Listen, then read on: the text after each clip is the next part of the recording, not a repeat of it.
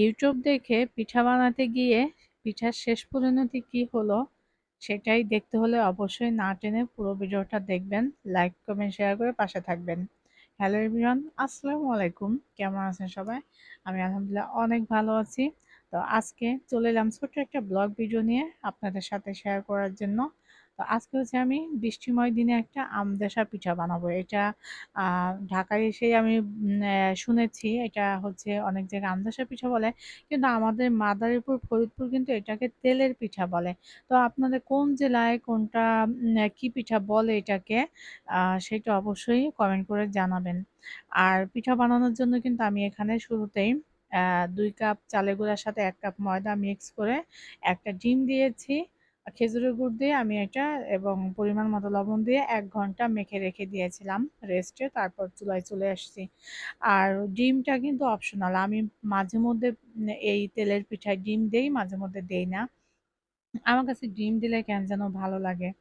আর এই তো ইউটিউব দেখে যেটা বলছিলাম যে ইউটিউবে দেখতাম যে এত সুন্দর করে পিঠা বানাচ্ছে চামচ দিয়ে। পিঠার শেপগুলো একদম এক সমান হয়, দেখতেও এতটাই লোভনীয় হয়। মনে হয় টুক করে ওখান থেকে একটা খেয়ে নেই, কিন্তু তা তো আর পসিবল না। টুক করে খেতে হলে অবশ্যই নিজেকে বানিয়েই খেতে হবে। আর বানিয়ে খাওয়ার জন্য যেই ভাবা সেই কাজ, আমি চলে আসছি বানানোর জন্য। কিন্তু শুরুতে ভেবেছিলাম ওয়াও আমি তো একদম পারফেক্ট, একদম সুন্দরভাবে বানিয়ে ফেলছি, কিন্তু পিঠাটা যখন তুলতে নিয়েছি তখন এটার হাল দেখেন এরকম। আসলে কি ইউটিউব দেখে সবকিছু ফলো করলে একদম সেম টু সেম হয় না। অবশ্যই যার যার কাজের একটা নিজস্বতা আছে। তারপর আবার কিছু কিছু ক্ষেত্রে দেখা যায় আমরা ট্রাই করি যখন হয়ে যায়, কিন্তু এই জিনিসটা কেন যেন হয়নি। হয়তো বা চামচটা আরো গরম করে নিতে হতো বা কোনো একটা কিছু কম বেশি আছে, বা তেলটা হয়তো বেশি গরম হয়ে গিয়েছে। এরকম কিছু একটা কম বেশি আছে বুঝতে পেরেছি। আরেকটু ট্রাই করলে হয়তোবা নেক্সট ডে ভালো হবে আশা করি। দেখা যাক। যদিও ভালো হয় সেটাও আপনাদের সাথে পরবর্তীতে শেয়ার করব। আর পরবর্তীতে আমি আর ওই ইউটিউব ফলো করিনি। এটা হচ্ছে নিজের মতো করে বানাচ্ছি। আর তেলের পিঠা হচ্ছে আমার হাতে সবসময় ভালো হয় না। কখনো, কখনো বেঁকাতেরা হয়, কখনো খুব সুন্দর হয়।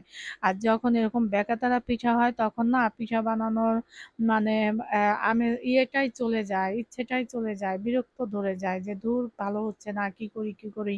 আর মাঝে মধ্যে তো একদম দেওয়ার সাথে সাথে ফুলে মনে হয় উপর দিয়ে ফেটে যায় এরকম অবস্থা।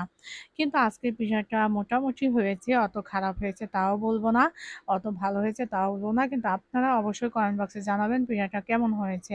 তবে পিঠা দেখতে যেমনই হোক পিঠাটা কিন্তু খেতে অসাধারণ ছিল, অনেক মজার ছিল। আর দেখতেও কিন্তু অতটা মন্দ না, তাই না? দেখতে খুবই সুন্দর, লোভনীয় হচ্ছে। আর বৃষ্টিময় দিনে এরকম লোভনীয় পিঠা খেতে খুব ভালো লাগে।